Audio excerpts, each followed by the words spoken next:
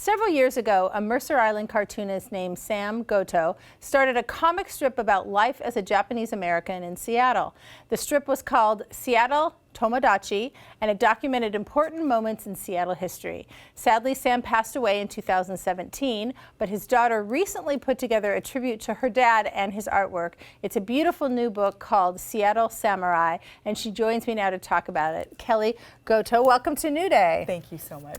This is a beautiful book. I've been looking through it. I want to hear more about your dad's story, but first, why did you decide now to write this book? Well, now is starting actually in 2017 when he passed.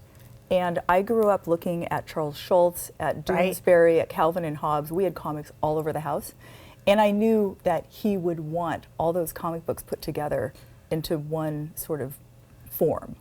And so I decided after he passed to go ahead and put something together that we could use as a fundraiser for the local community center, Japanese community center. What a great idea. Now, your dad worked as a dental technician for 55 years?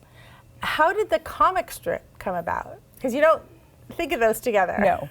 Dad was always doing funny things. Like he would draw little things on the back of teeth when he was making teeth. Oh. A friend of mine actually said, my dad said, "What do you want on the back of the tooth?" And he said, "My name." So my dad wrote my name.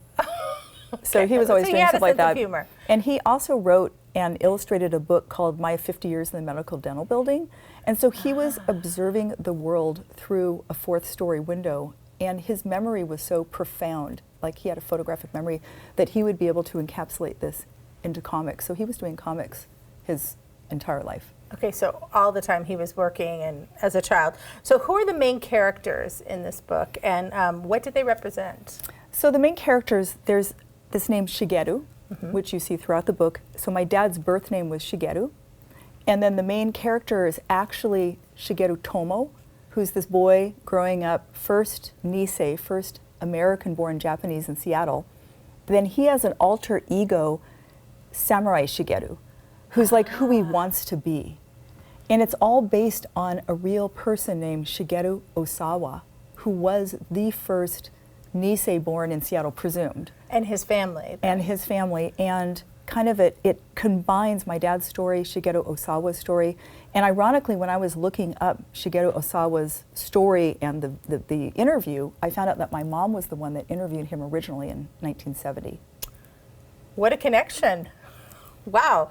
Well, when did you become aware of your Japanese heritage and what had happened in World War I? World War II, sorry. Yeah. And what impact did that have on you?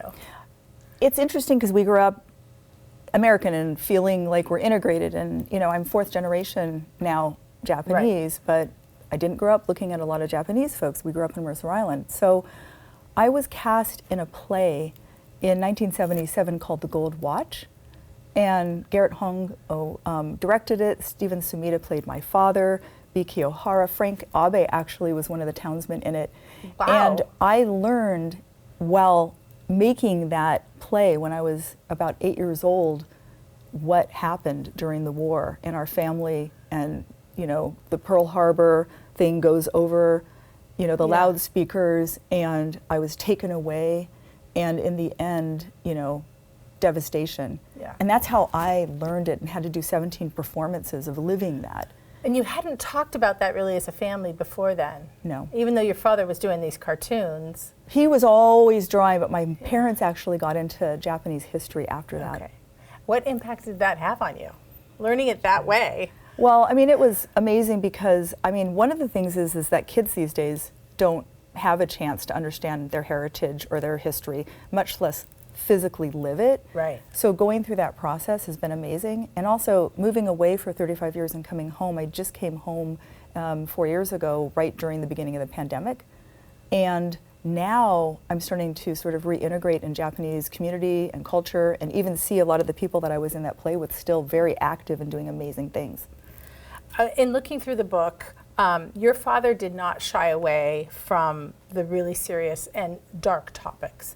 The No-No Boys, the internment camps. Talk to me about the power in cartooning to teach. There's a big topic there that I wish we had time to dive into, and it's about understanding the lived moment And I think the things that cartoons do, and Scott McCloud says that he wrote a book called Understanding Comics, he says that the comics have an amazing ability to keep you trapped in one moment in time. And you can then quickly juxtapose another moment in time. Unlike film, unlike other mediums, you're able to study that single moment, and the words and the images together say a lot.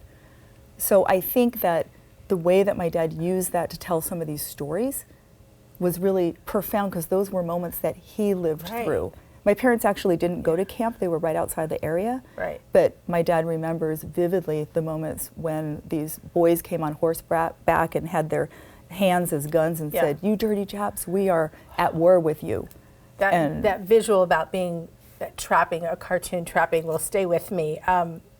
What is the legacy? We just have another moment, but what is the legacy that your mom and dad have left with you and that this book resonates with? My parents, all they wanted to do is leave a legacy of heritage and culture and sort of teach the next generation. And so this book, hopefully, is something that kids can pick up and read. My cousin's son actually sat down and sat with it for 30 minutes uninterrupted and read it, and I was thrilled. So if we can leave something for the next generation, that's awesome. Well, and they might not have that moment that you had to do the play, but as you said, you can sit with these cartoons. And as I sat with them, and I hadn't thought about it until you just said that you're trapped in that moment, to sit with that square. There's really so much power in those squares, and then you move on to the next one that you don't have. So it's a beautiful book and a beautiful memory. So thank you so much for sharing. Thank you for having me. And Kelly will be at the Elliott Bay Book Company this Thursday, October 24th at 7 p.m. It's a beautiful book.